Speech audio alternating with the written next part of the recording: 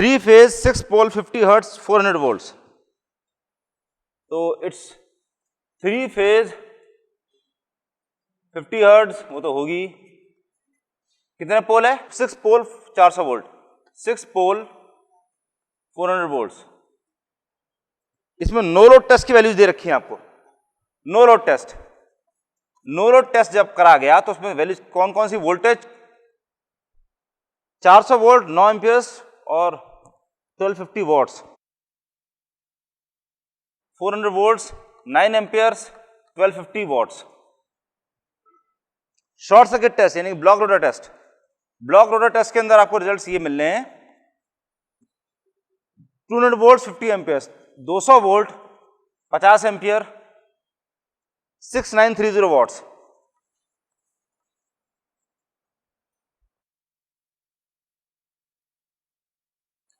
Stator loss is 55% of total copper loss.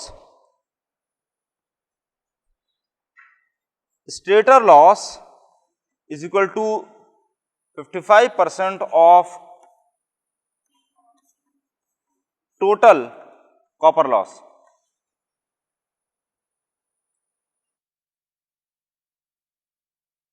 Full load current is 32 amperes. 32 ampere, 400 volt तो 32 ampere, 400 volt 32 ampere, इतना दे रखा है। खूब सारी चीजें इसमें निकालनी है। Power factor, slip, output efficiency, speed, torque at full load, starting torque, maximum power factor, maximum power output, maximum power input, maximum torque in synchronous watts, that's also important, and slip for maximum torque. बहुत सारी चीजें हैं, मेरे ख्याल से इसके अंदर सारी चीजें हैं, इसमें कुछ बचेगा नहीं, सभी चीजें कवर हो जाएंगी। ठीक है, सर्किट डायग्राम बनाना शुरू कर दीजिए। सर्किट डायग्राम में सबसे पहले तो आपको ऑब्वियसली एक्स एक्सिस और वाई एक्सिस बनानी है। Then choose a current scale. अब इसमें क्या है, ये दोनों चीजें आपको एक साथ देखनी पड़ेंगी, यहां भी यहां पे भी।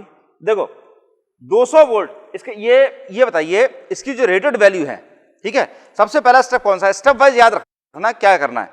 सबसे पहले ये बताइए कि इंडक्शन मोटर की रेटेड वोल्टेज और करंट कितनी है? 400 वोल्ट और 32 एम्पियर, 32 एम्पियर, ठीक है, 400 वोल्ट रेटेड वैल्यू है। तो आपको सर्किट डायग्राम बनाने के लिए आपको नो लोड और ब्लॉक रोटर टेस्ट से जो वैल्यूज चाहिए, उसमें नो लोड टेस्ट की तो वैल्यूज पूरी पूरी दे रखी है as it is. Block rotor test में 200 वोल्ट पर 50 एम्पियर मिल रही है, 400 वोल्ट पर कितना मिलेगा?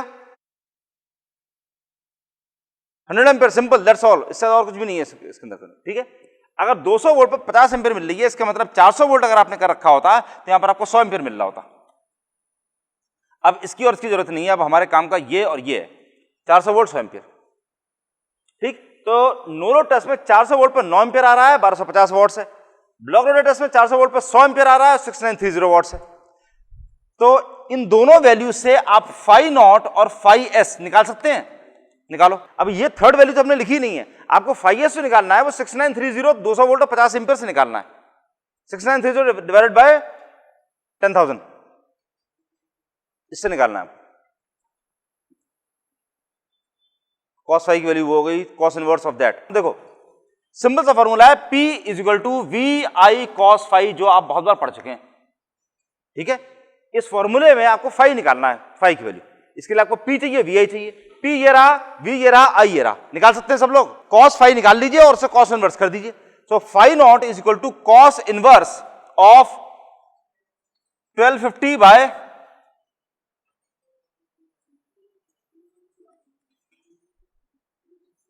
फाई नॉट की वैल्यू तो ये हो गई। फाई एस की वैल्यू क्या है? 69 cos inverse of 6930 upon 200 into 50। ठीक है, कितनी कितनी वैल्यू आ रही है फाई नॉट की value? Phi naught is equal to 69.68 degrees और फाई एस की वैल्यू भी निकालो 80.0 डिग्री। निकल क्या आ रहा है? फाई नॉट की वैल्यू 78.28। अरे ये सारी सारी लाइन वैल्यूज हैं, ये नो लोड टेस्ट की वैल्यूज, ब्लॉक रोटर टेस्ट की वैल्यूज हैं, दीज आर लाइन वैल्यूज। अगर हम फेज वाला फॉर्मूला लगा रहे हैं तो लाइन वैल्यूज के लिए वो करना पड़ेगा ना, तो this is by √3 multiplied by √3।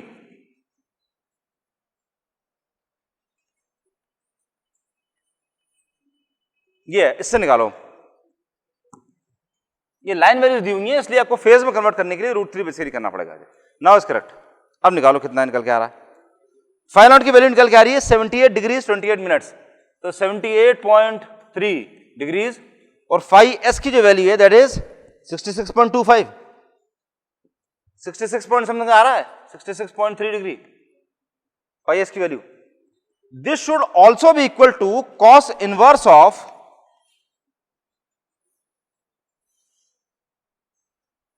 400 into 100 into √3, और ऊपर क्या आएगा, करंट 2 टाइम्स हो गई तो 2 square times basically. This will B 6930 into 100/50 square. Power की जो वैल्यू है, यहां पर जो वैल्यू आनी है, अगर 400 वोल्ट लेते तो करंट हो गई 100 ampere. This is basically copper loss which is proportional to I square times. I 2 times बढ़ गई तो कॉपर लॉस कितना टाइम्स बढ़ जाएगा, 4 टाइम्स, 2 स्क्वायर टाइम्स। तो 6930 multiplied by 100/50 which is 2 square, तो 6930 मल्टीप्लाइड बाय 4, वो that will be the value of this copper loss. ये कंफर्म करिए अभी कि इसकी और इसकी दोनों की values cos inverse of this and cos inverse of this दोनों की सेम आ रही है या नहीं आ रही है। वोल्टेज अगर 400, देखो वोल्टेज अगर 200 है, सेम निकल के आ रहा है, ठीक है 66.3। भाई ध्यान दीजिए ये दोनों चीजें क्या है, ध्यान दे दीजिए सब लोग, क्योंकि अगर आप अभी समझ गए तो समझ गए। पॉइंट ये है, अगर आपने कम वोल्टेज दिया था 200 वोल्ट, उस पर करंट गई थी 50 एम्पियर,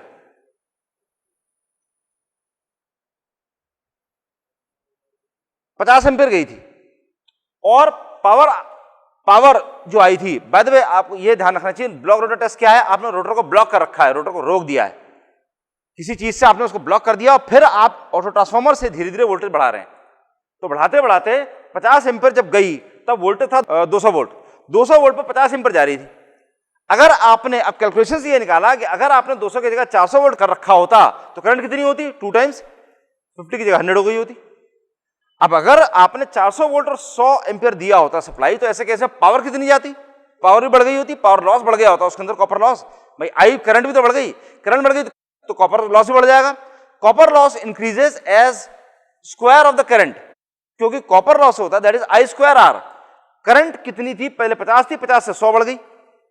अगर करंट 2 गुनी हो गई, करंट 2 टाइम्स बढ़ गई, तो कॉपर लॉस 4 टाइम्स बढ़ जाएगा, 2 स्क्वायर टाइम्स। वही वाली चीज है 100/50 विच इज 2 टाइम्स, 2 स्क्वायर, 2 का स्क्वायर कर देंगे उतना टाइम्स ही बढ़ जाएगा। अरे वो याद नहीं है, ट्रांसफार्मर में जब वोल्ट एफिशिएंसी निकाल लेते तो कॉपर लॉस जो निकालते थे क्या करते थे, यही वाला काम तो करते थे, केवीए से करते थे, because voltage was same. Connect करना आना चाहिए, कनेक्ट करना आ जाएगा तो बढ़िया। एनीवे, तो आप इस तरह से निकालें या इस तरह से निकालें, किसी भी तरह से निकाल सकते हैं। और इसकी वैल्यू कितनी आ रही है, दैट इज 27720, इसकी वैल्यू दिस इज 27720 वॉट्स, इतना निकल के आ रहा है। ठीक, इससे आपको फाइव नॉट और 5S मिल गया है। ठीक है,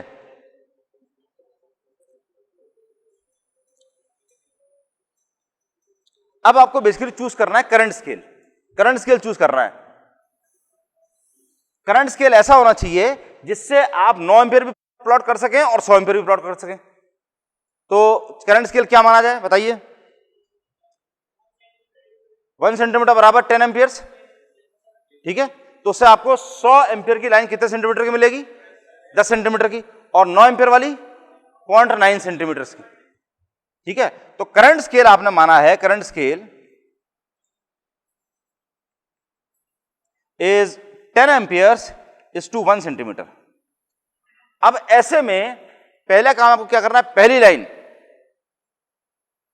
78.3 डिग्रीज पर y एक्सिस से 78.3 डिग्रीज लेकर के कितने सेंटीमीटर की लाइन खींचनी है, 0.9 की। ये यहां से यहां तक का दिस इज 78.3 डिग्रीज, और ये लाइन की जो लेंथ है दिस इज 0.9 सेंटीमीटर। ये क्लियर हो गया सब लोगों को? एक बार में सारे स्टेप्स क्लियर करते चलिएगा क्या करना है। अच्छा, उसके बाद दूसरी लाइन आपको कौन सी बनानी है, तो 100 एम्पियर आपको बनानी है। 100 एम्पियर कितने डिग्री पर बनानी है, 66.3 डिग्री पे। इससे जो आपने ये निकाला था 66.3 डिग्री पर 100 एम्पीयर बनानी है, इसका मतलब 10 सेंटीमीटर की लाइन खींचनी है आपको यूं। ये जो एंगल है, दिस एंगल इज 66.3 डिग्री। उसके बाद ये जो पॉइंट था, late us call this point O, late us call this point A। O A को ज्वाइन कर दीजिए।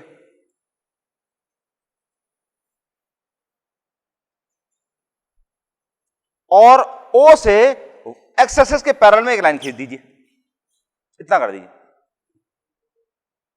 ठीक है, O A ज्वाइन कर दिया आपने, O से एक हॉरिजॉन्टल लाइन खींच दी और A से एक स्ट्रेट लाइन भी खींच दी यहां तक। ये 3 लाइनें खींचना तो बहुत ही आसान काम हो गया।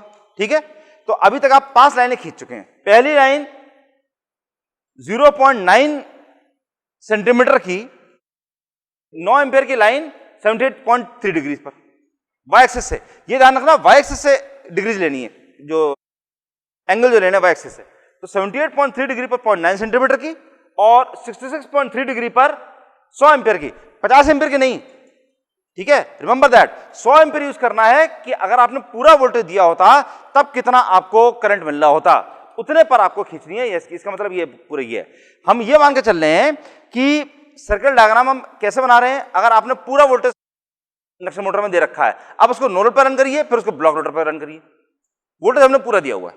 ठीक, वो तो हम वोल्टेज रिड्यूस क्यों करते हैं, क्योंकि अगर पूरा वोल्टेज हम 100 वोल्ट देते और फुल लोड एम्पियर इसकी 32 एम्पियर है फुल लोड करंट, तो 100 एम्पियर अगर उसके अंदर जाती, 400 वोल्ट आप देते और 100 एम्पियर अगर उसके अंदर जाती तो क्या हो जाता, वाइंडिंग सारी जल जाती। ठीक, इसलिए उससे बचाने के लिए हम वोल्टेज कम कर देते हैं, बस वो है। और फिर O से लेकर के A पॉइंट को ज्वाइन कर दीजिए, मतलब इन दोनों लाइनों के जो सिरे हैं, टिप्स, उन टिप्स को ज्वाइन कर दीजिए। यहां से वर्टिकल, यहां से हॉरिजॉन्टल लाइन, वहां से वर्टिकल लाइन, इतना खींच दीजिए। अब उसके बाद में OA को बाइसेक्ट करना है, बाइसेक्ट। यहां से एक डेफिनेट आर्क लीजिए, यहां लगाइए और उतना ही आर्क यहां लगाइए, फिर उतना ही डिस्टेंस यहां से लेकर के यहां लगाइए, यहां लगाइए। और फिर इसके बाद ये जो बाइसेक्टर है, इस बाइसेक्टर को ये ज्वाइन कर दीजिए।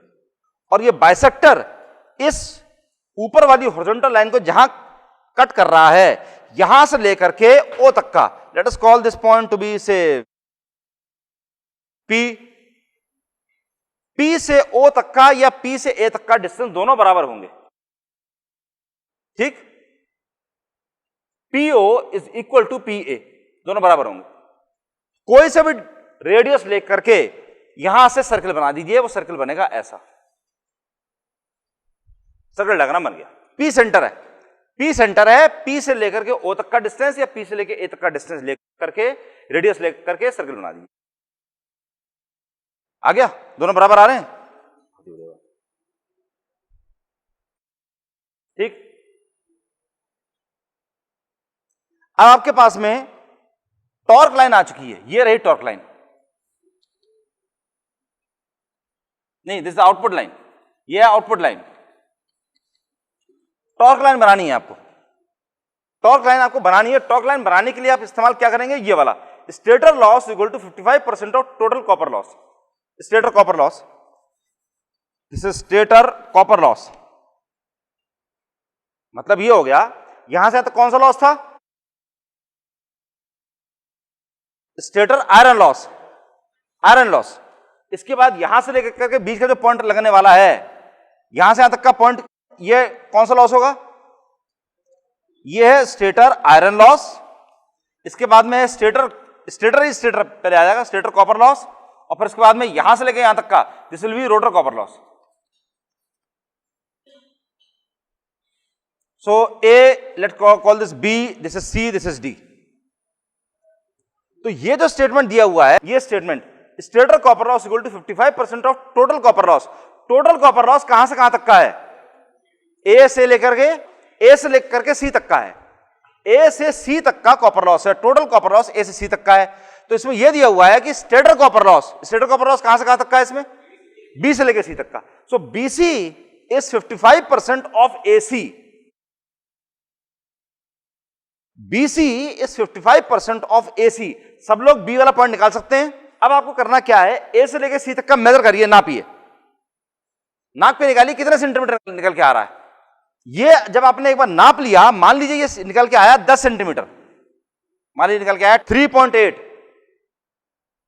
ए से लेके सी तक का, ए से लेके सी तक का 3.8 सेंटीमीटर है, then BC is equal to 0.55 multiplied by 3.8, ये 55%। 0.55 कहां से आया? दिस इज 55%, 55 बाय 100, इसका मतलब खाली ये है। आप निकाल सकते हैं सब लोग निकाल लें। 55 बाय 100 इंटू 3.8, इससे आपको बी वाला पॉइंट मिल जाएगा। इस बी से लेकर के ओ तक को ज्वाइन कर दीजिए। बेटा ये मिड पॉइंट नहीं है, बी जो है मिड पॉइंट नहीं है। मिड पॉइंट तब होता है जब इसकी वैल्यू कितनी होती? 50%, दैट्स करेक्ट। अगर 50 होता, देखो ऐसा है,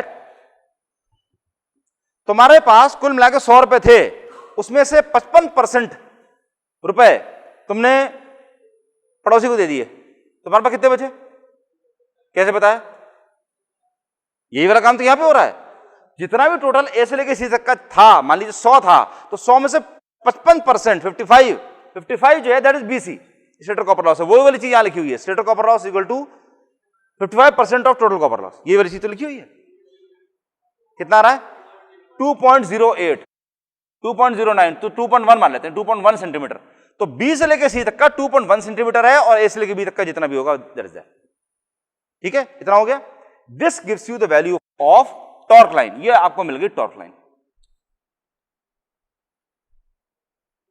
अब क्या करना है? अब सारी चीजें हमें निकालनी है,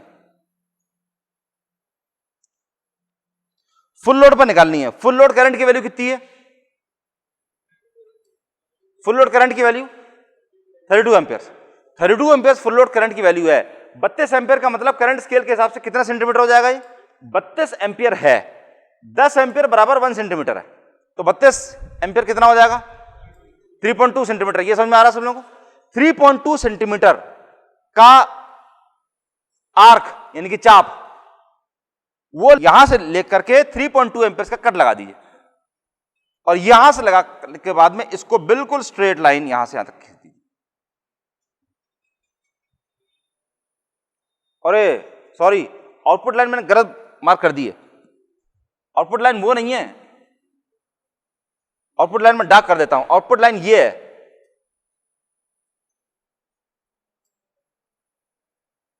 ये वाली आउटपुट लाइन है।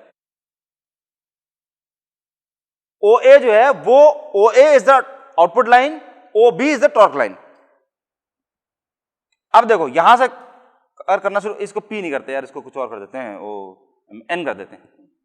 अब देखो पी, फिर ये वाला पॉइंट आया क्यू, ये वाला पॉइंट आया आर, ये वाला आया एस, ये रहा है T, P Q R S T. अब आपको सारी चीजें इतने से मिलने वाली हैं, सब इसके अंदर से। ठीक है, ये सारी चीजें सब इसके अंदर से मिलने वाली हैं।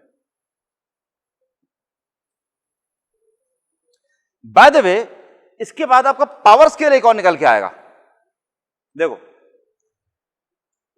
ब्लॉक रोटर कंडीशन में कितना वोल्टेज जा रहा था, ब्लॉक रोटर कंडीशन में कितना वोल्टेज था, कितना सप्लाई जा रही थी, मतलब कितना पावर लॉस हो रहा था। तो ये कौन सी वैल्यू है? ये 27720, ये वो वैल्यू है ब्लॉक रोटर कंडीशन में। ब्लॉक रोटर के केस में आपने जितना इनपुट दिया, आउटपुट कितना मिला उसमें? ब्लॉक रोटर मैकेनिकल आउटपुट कितना है? 0। अगर मैकेनिकल आउटपुट 0 है तो जितना भी आपने इनपुट दिया वो पूरा पूरा क्या हो रहा है उसका? लॉस। और वो लॉस ये है, यहां से यहां तक का। यही तो वो कंडीशन है। जब आपने नो लोड करंट दिया था तो नो लोड करंट में इतना था, इसमें कॉपर लॉस कितना हो रहा था?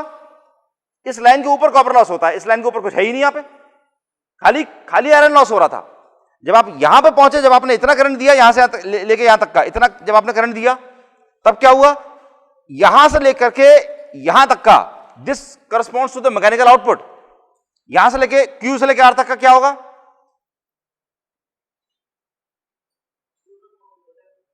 हाँ, क्यू से लेके आर तक का rotor copper loss, that's correct.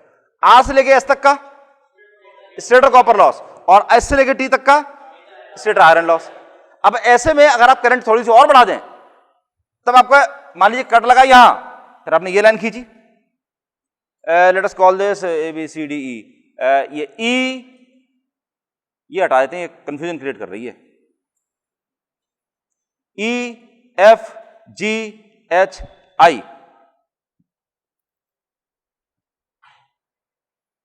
अब ऐसे केस में आउटपुट कितना है? आउटपुट लाइन से ऊपर सर्किट डायग्राम तक की वैल्यू कितनी है? EF response corresponds to output. F से लेकर करके G तक का ये क्या है? Rotor copper loss. G से लेकर S तक का क्या है? Stator copper loss. H से लेकर I तक का क्या है? Stator iron loss.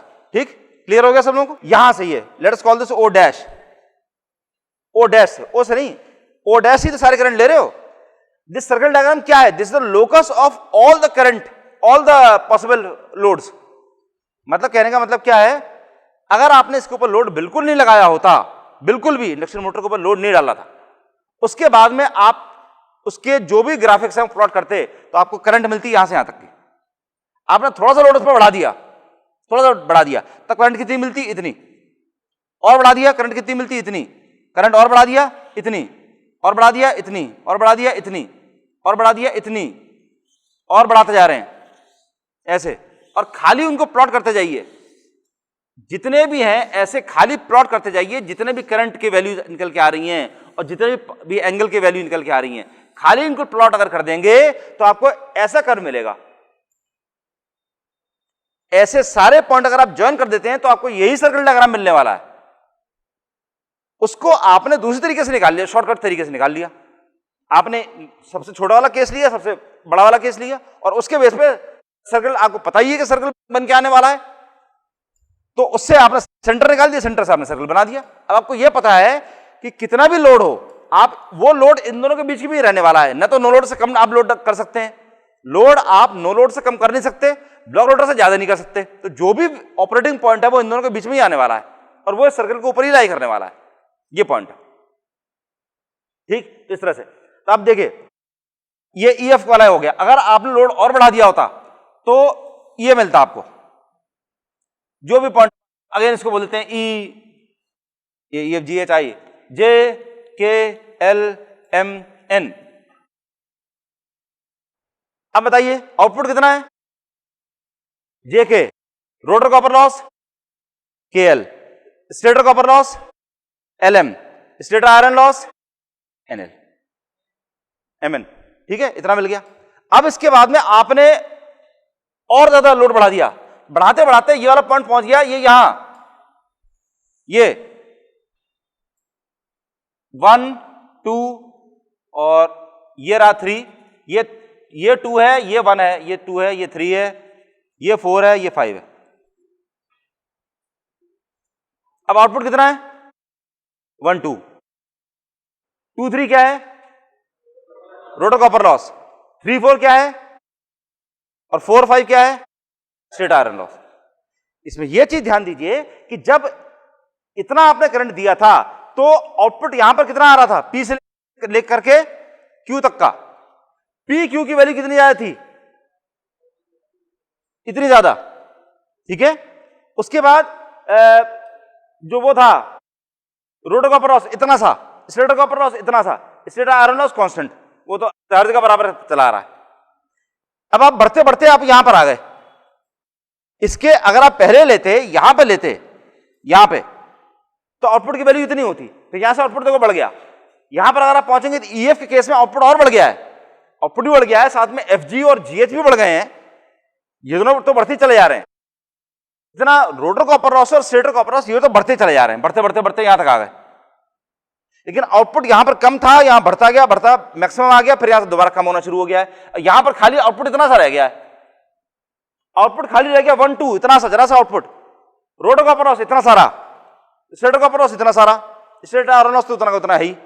इससे ज्यादा और आपने करंट बढ़ा दी कि रोटर ब्लॉक हो गया, आउटपुट कितना रहा? 0। रोटर कॉपर लॉस कितना? ए से लेके एक ए से B, A B, stator copper loss BC, और स्टेटर आयरन लॉस। समझ में आया ये वाली चीज?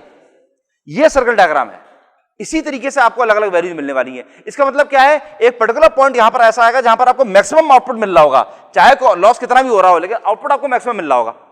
और जितना आउटपुट आ रहा है ये आउटपुट है, ये एक लॉस, ये दूसरा लॉस, ये तीसरा लॉस। इसका मतलब यहां से लेके यहां तक का पूरा कितना हो गया, पूरा इनपुट जितना आपने मशीन के अंदर इनपुट दिया, पूरी मोटर के अंदर जितना इनपुट दिया था, दैट इनपुट वाज जे से लेकर के एन तक का पूरा इनपुट आपने इसमें दिया था। इसमें से एमएन में क्या हो गया, स्टेटर के अंदर आयरन लॉस हो गया, और एल से लेकर एम तक का क्या हो गया, स्टेटर के अंदर कॉपर लॉस हो गया। तो स्टेटर के अंदर ये दोनों लॉसेस हो गए, ये हटा दिया आपने। अब जे से लेकर एल तक का क्या हो गया, जितना आपने इनपुट उसके अंदर दिया उसमें से स्टेटर के अंदर के जितने लॉसेस थे हटा दिए। अब बचा वो क्या रहा, रोटर के अंदर इनपुट। रोटर के अंदर आपने जितना इनपुट दिया, वो रोटर के अंदर इनपुट कितना दिया कि इस पूरे इनपुट में से स्टेटर के दोनों लॉसेस हटा दिए, बचा वो जितना था वो पूरा पूरा रोटर इनपुट था, यानी कि जे से लेकर के एल तक का ये पूरा रोटर इनपुट था। इसमें से रोटर कॉपर लॉस कितना था, इतना, और रोटर आउटपुट कितना था, इतना। बड़ा सिंपल चीज है, लेकिन अनफॉर्चुनेटली हम जब बनाने बैठते तो हमको उतना चीज क्लियर नहीं होती, क्योंकि किताब वाला अगर इतना सब कुछ लिखना शुरू कर दे तो किताब इसकी बहुत मोटी हो जाएगी और बेकार की चीज लगने लग जाएगी, क्योंकि वो पढ़ के समझ नहीं सकता ये वाली चीज। ठीक, टॉर्क लाइन बेसिकली क्या है, torque line is that line which separates the stator copper loss and rotor copper loss, that corresponds to the torque. कितना टॉर्क, सिंक्रोनस वॉट्स में कितना टॉर्क जनरेट होने वाला है। टॉर्क का मतलब यहां पर क्या है, लिटरली देखो बड़ा आसान काम है, ये समझ लीजिए रोटर के अंदर जितना इनपुट गया दैट वाज से यहां से लेके यहां तक का दैट वाज से 50 किलोवाट, 50 किलोवाट। 50 किलोवाट में से ये मान लीजिए 20 किलोवाट वाज, 20 किलोवाट क्या है ये, केएल क्या है, रोटर कॉपर लॉस। ठीक है, KL is the rotor copper loss. अगर केएल रोटर कॉपर लॉस निकल गया तो 50 में से 20 गए, कितना बचा, 30 kilowatt. So 30 kilowatts is the value of torque in synchronous watts. Synchronous watt एक नया यूनिट है टॉर्क मेजर करने का, और कौन सा यूनिट आपको याद है, न्यूटन मीटर। न्यूटन मीटर आप लोगों को नॉर्मली याद रहता है। ये एक नया यूनिट है which is known as synchronous watt. और इसका मतलब क्या है कि अगर आपने रोटर के अंदर इनपुट दे रखा है 1 वॉट का, तो 1 वॉट की इनपुट आपने जितना उसके अंदर दे रखा है उसके करस्पॉन्डिंगली कितनी टॉर्क जनरेट होने वाली है, that is basically the torque in synchronous watts. मैं आपको इसका डेफिनेशन, प्रॉपर डेफिनेशन लिखवा सकता हूं। O dash O is the no load condition, O dash P is the full load condition. Full load and block rotor they are different. Full load का मतलब वो वाला लोड जितना आपने इंडक्शन मोटर पर डाल रखा है और इंडक्शन मोटर आराम से चली जा रही है, full load, maximum possible load आपको कर रखा है। उससे ज्यादा अगर आप लोड डालना शुरू करेंगे तब इंडक्शन मोटर के अंदर गड़बड़ होनी शुरू हो जाएगी, हीटिंग होनी शुरू हो जाएगी, जलना शुरू हो जाएगा। और ब्लॉक रोटर कंडीशन अगर आपने कर दी तब तक खत्म हो जाएगी इंडक्शन मोटर। सो O डैश O, चाहे तो ये वाला पॉइंट लिख सकते हैं, O dash O is the no load condition, O dash P is the full load condition and O dash A is the block rotor condition. Normal O dash P full load condition है। इसका मतलब क्या है कि normal case में जितनी भी motor run करेगी साधारण तौर पे, वो सारा उसके जो करंट है वो O से O, मतलब O डैश O से O डैश P के बीच में ही यहीं पर ही आएगा, इससे आगे नहीं जाएगा। ऑपरेटिंग पॉइंट इसका जितना भी है P से पीछे ही आएगा, P के आगे नहीं जाने वाला। लोड बहुत ज्यादा, हद से ज्यादा अगर आप लोड बढ़ा दीजिए, यहां तक ठीक था, इससे ज्यादा अगर आप लोड बढ़ा दीजिए तो कॉपर लॉसेज और लॉसेज इतने ज्यादा बढ़ जाते हैं कि आउटपुट बहुत कम रह जाता है। आउटपुट इतना सा रह गया और लॉसेज इतने सारे हो गए। सिंक्रोनस वॉट का definition, it is defined as the torque which develops a power of 1 watt. It is defined as the torque, the amount of torque, कितनी टॉर्क जनरेट हो रही है, टॉर्क की value, that value of torque which develops, वो वाली torque जो torque 1 what power develop कर रही है, which develops 1 what of power at the synchronous speed. अगर वो सिंक्रोनस स्पीड पर रन कर रही होती तब, मतलब आपने इसके लिए ये वाली चीज मान ली कि उसने स्लिप बिल्कुल भी नहीं हो रही है, इसका मतलब जितना इनपुट है उतना पूरा आउटपुट 100% एफिशिएंसी पर रन कर रही होती है वो चीज, ये मानना और कुछ नहीं।